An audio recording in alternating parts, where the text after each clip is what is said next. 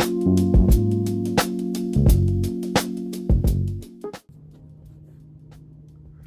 guys, welcome back to my channel. In today's video, I wanted to film a really quick May reading wrap up, go through all the books that I read for the month of May, and then also show some of my June/July hopefuls. These are summer.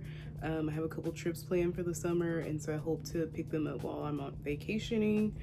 But first, starting with my May wrap up, a few of the books I don't have physical copies of just because I either rented them from my library or I got an audiobook from the library or from Audible, and so I wanted to discuss those first. But overall, for the month of May, this was a pretty good reading month. Any month that I can like read plus 4 books is great, because that means I read either like 1 or 2 books in a single week, which is great for me. But for the month of May, I read 5 books in total, about 1,711 pages. I didn't have a 5-star this month. Yeah, I didn't have a 5-star at all. And I'm also gonna post my reading stats here. I got these reading stats from Storygraph. If you are not using Storygraph, I highly recommend it, just because there are so many good graphs that you can use to track your reading. And one of the things that sold me on using Storygraph was the feature where you can mark all the books that you own. And so I did go through my all the books I own and mark them as owned, just so I can kind of have a idea of what I have. When I'm out shopping, I can see if I already have it. Check my Storygraph. I update it each time I bring books in. And then I also like that since I have marked them as owned, I can see what percent of my physical TBR that I've read. And so one of my goals for this year is to read as close to 40% of my physical TBR as I can. Right now I'm at 22%. I don't know how I'm gonna make more progress on it, just because there are still some new releases coming out this year that I do want to pick up. And then I'm also reading books from the library. Like 3 out of the 5 of the books that I read this month are from the library, and so I can't mark that towards my goal. But as long as we get as close to it as we can, I'll be happy. Like 30% would be great. It's honestly out of hand, but this is my hobby of choice, so I'm not gonna penalize myself too much. But I feel like the theme for the month of May for me, I really enjoyed like plots that centered around like marital problems, any cheating scandals, affairs, anything to deal with marriage. I for some reason ate up this year, or not this year, but this month. Honestly this year, because there are other books on my TBR that I'm reading too that centered around marriage. Okay, so the first book that I actually listened to for the month of May was The 10-Year Affair. I don't believe I had the hard copy. I believe I just had the audiobook for this. And honestly, this book didn't pan out the way I thought it would. I thought throughout the duration of the book, it was just going to be detailing this woman's 10-year-long affair. But the book starts out as the main character being a wife and then a young mom. She meets this man at like a You and Me class, or like a Baby and Me class. She meets this man there and they spark up a conversation that turns into a friendship. And then this turns into like an inner monologue affair, like a fictional affair that she would have if the man was up for it, which he originally turned her down. And so a big chunk of the book was just detailing her inner monologue, her thoughts, her desires that she never really pursued. And then also in those thoughts, she was mixing in like hate towards the man's wife and her husband, and just critiques of her, this whole situation. And throughout the duration of the book, I was just like, why don't you just leave? If we're so unhappy, why don't you just leave? Of course she didn't. Eventually that fictional affair turned into an actual affair. And so yeah, honestly, I'm having a difficult time remembering what happened in that book. As soon as I realized that this affair was not actually happening at the beginning, I kind of lost interest, but I had to see it through. And I think I rated that like 3 stars. I'll confirm with my Storygraph. Okay. And then the second book that I read for the month of May was Strangers by Belle Burden. I went really into this book really excited just because I heard so much about it, so many good reviews, and I heard that the story and the plot was really good, and so I was excited. listen to the audiobook. I thought she was a great narrator. But as far as like the storyline, I felt like there was no really character growth from her. It did detail, to start the book, it detailed her finding out about her husband's affair, that evolving into a divorce from her husband, and just the details of that. In the midst of going through that, the pandemic also started, and so her having to deal with that as well. And then I did appreciate that she did mention some of like past stories when she first met her husband, them falling in love, them getting married, all of those details. And then I also appreciated her reflection on like maybe like possible red flags or like past mistakes she made at the beginning of their marriage, such as like the prenup, and her using some of her, what is it called? I don't have one, so I don't know what it's called. Her using some of her, the money her family set aside from her. Obviously, her trust. She used some of her trust to like purchase homes, and put his name on them. And so just sharing assets and her having to split those assets. She detailed that. That was a big part of the story. Honestly, throughout from like the middle of the book to the end of the book, I was kind of annoyed with Belle.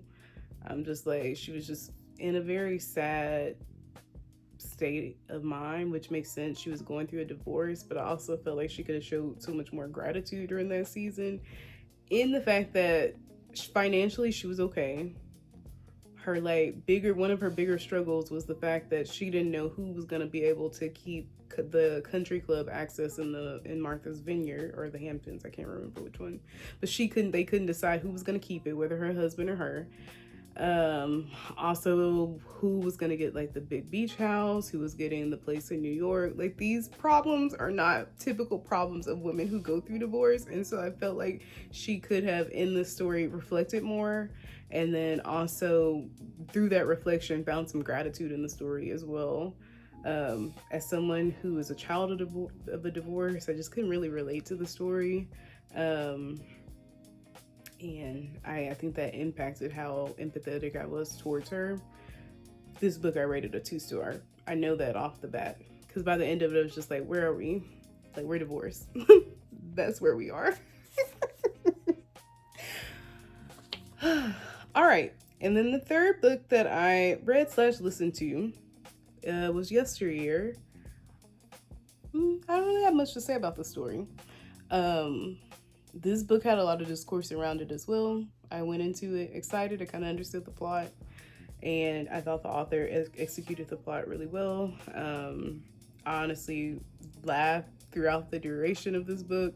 I thought Natalie was a really interesting character. I think she is a real person in this world, probably on our screens, on our social media apps. There are probably many Natalies that we don't realize or don't know.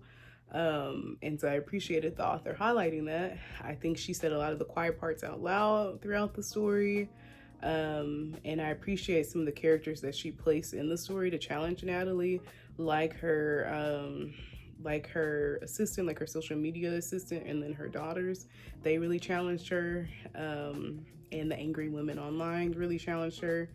I liked how the author not only approached her from like a trap wife / influencer standpoint, but also mixed in the religion aspect of it, and showed how judgmental Natalie was, although she was this devout believer. And honestly, Natalie was very judgmental towards herself as well. But overall, the story was really interesting.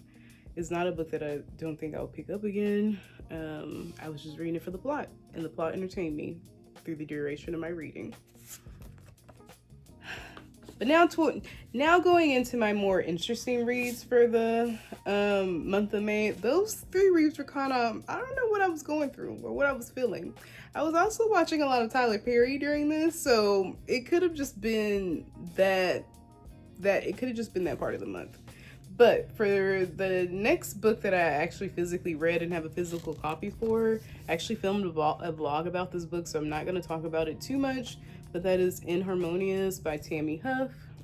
This was a great book set during World War II, and it features 4 different men who go off to war, and then a woman who stays behind while the war is going on, and it just details their journeys throughout that.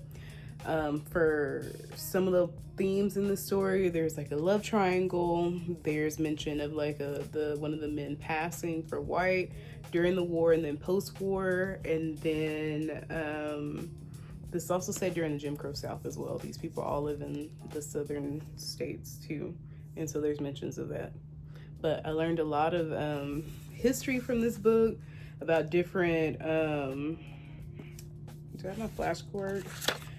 About different battalions in the U.S. Army, like the Black Panthers, which is the U.S. Army's 761st Tank Battalion. These black men went to war. They were the first documented group to go. And then also about the Rosewood Massacre of 1923, which happened in Florida. But I really enjoyed this book. This was my first read from this author. I believe she has one more other book that she's published. A More Perfect Union is another book that she's published, and so I'll definitely be picking that up in the future. I think I rated this either like a 3.5 to a 4 star. I can't remember, but yeah. All right. And then the last book that I read during the month of May was a book that I've been putting off for some time. I've had it on my shelf for about a year, and I finally picked it up. And I'm so mad at myself for putting it off for so long, but I'm also so glad I did because it came at the perfect timing. And that is Real by Kennedy Ryan. I both read the physical book and then I also listened to the audiobook, which if you have the chance to listen to the audiobook, please do. The narrators are great, and then there's also some singing through it, just because if you don't know, Real is about a Harlem Renaissance themed movie, and it just highlights people during the Harlem Renaissance. And so what we do during the Harlem Renaissance, we wrote, we made art, and we sang, and we played music. But yeah, I really enjoyed this book. This got me back into my romance bag. I've been heavy in it since reading this. And what put me off from this for so long was that I really enjoyed the Skyland series. And the Skyland series has like Before I Let Go, Can't Get Enough, like all of those books are in the Skyland series. And I enjoyed those. And I was very upset reading the last one. And so I was just like, I don't think I can ever pick up a Kennedy Ryan book ever again. How stupid do I sound? But I genuinely felt like that. I was like, oh, it can't get any better than this. I also, a thing about me is I really don't like Hollywood, pop star, celebrity themed books. And so reading this and seeing that there was mention of like Hollywood and Broadway and all of that, I was like, I don't think I would enjoy this. Loved it, ate it up, ate Neva and Cannon straight up. Kennedy Ryan honestly knows how to write such lovable characters. Every book I pick up, I'm like, wow, I think I love them more than the last. But yeah, I thoroughly enjoyed this. I'm sure everyone's already picked this up. I'm sure I'm like the last to know. But that leads me into some of my summer hopefuls. And so let's get into those. So first for my summer hopeful is one that I've already read. I started it, I think May 30th, and I finished it June 4th. I think I finished it. And that is Score by Kennedy Ryan. This is the second book in this Harlem Renaissance series that she's writing. This book I actually pre-ordered. I pre-ordered it from, where I pre-ordered it from? It was it's a black woman-owned bookstore in LA. I do not know the name of it off the top of my head, but I got the signature. It came with a really cute photo as well, and the photo looks like this. Let me see if I can find it. But again, Kennedy Ryan knows how to write such lovable characters. It came with a colored copy of this photo as well. Very excited. I attended a virtual author event where Kennedy discussed this book. I just love it. I love her writing.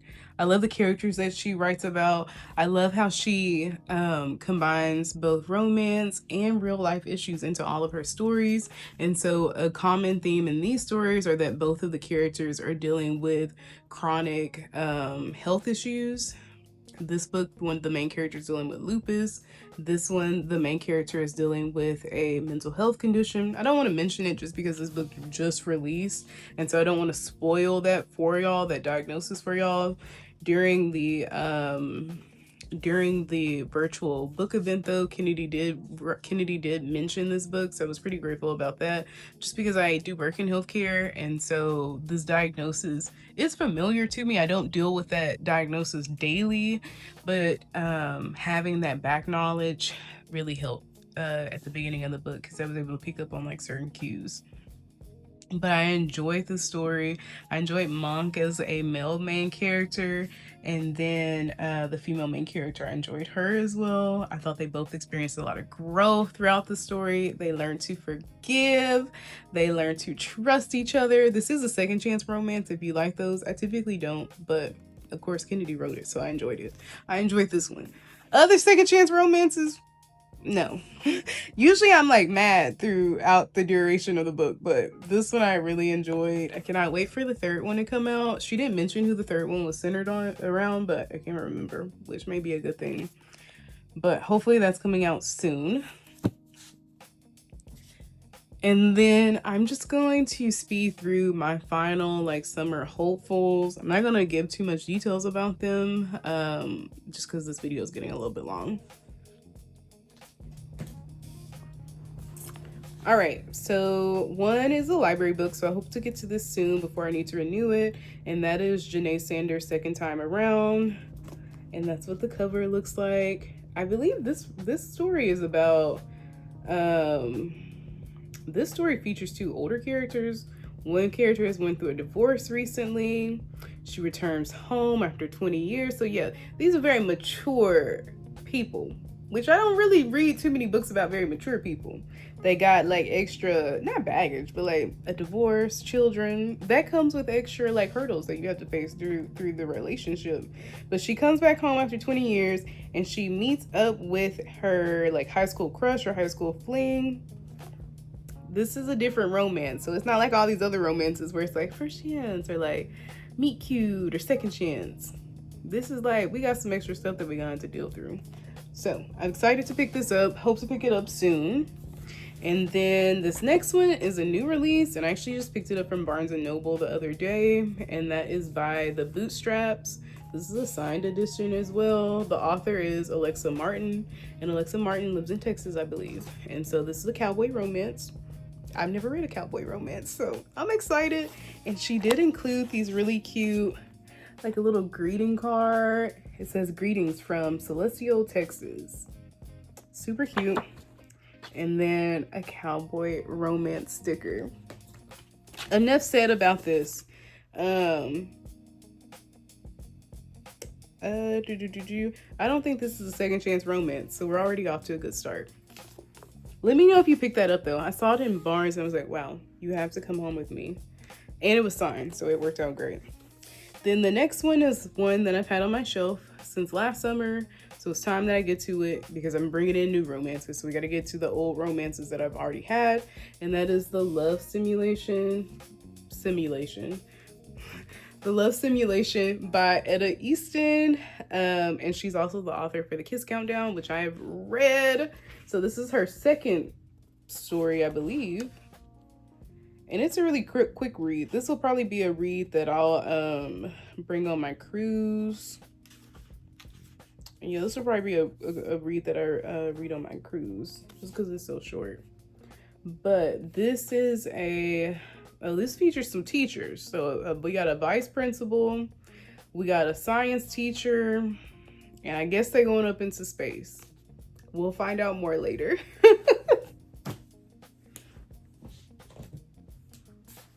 All right, and then my three final books. This is my one non-romance in this stack, and that is Where the Wildflowers Grow. And this is by Tara Shilton Harris. Oh, she wrote One Summer in Savannah. I should also see if I have One Summer in Savannah on my shelf, because I may include that as well, just because it's summer theme. But this is just a gorgeous book. Gorgeous sprayed edges. If I'm getting any book with sprayed edges, it needs to look like this. It just can't be a solid color. But I've heard a lot of great things about this one as well. This is not a romance. This is just a fiction book. And so, yeah. Let me know if you picked this one up as well. This came out this year as well.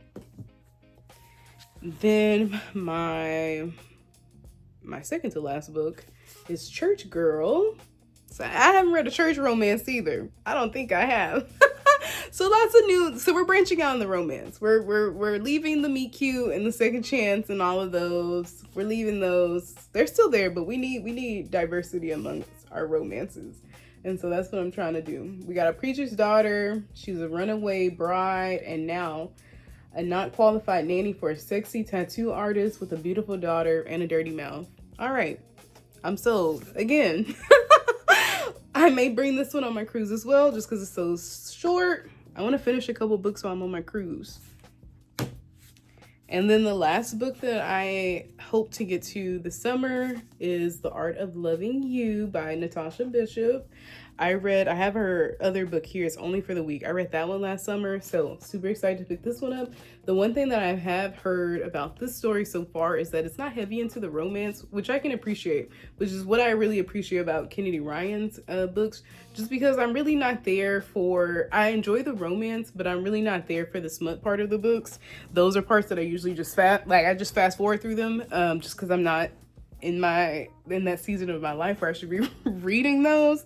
So I usually just, skim those. But I'm really excited that this one isn't heavy in the romance, because just Only for the Week was heavy in the romance. And I'm like skipping several pages, several chapters throughout the book, just to get to the dialogue. And, the falling in love, that's sweet as well. But this one, I believe, is dealing with more serious issues, and it's mixing in the romance as well, which I have no problem with, because Kennedy Ryan kind of does the same thing as well.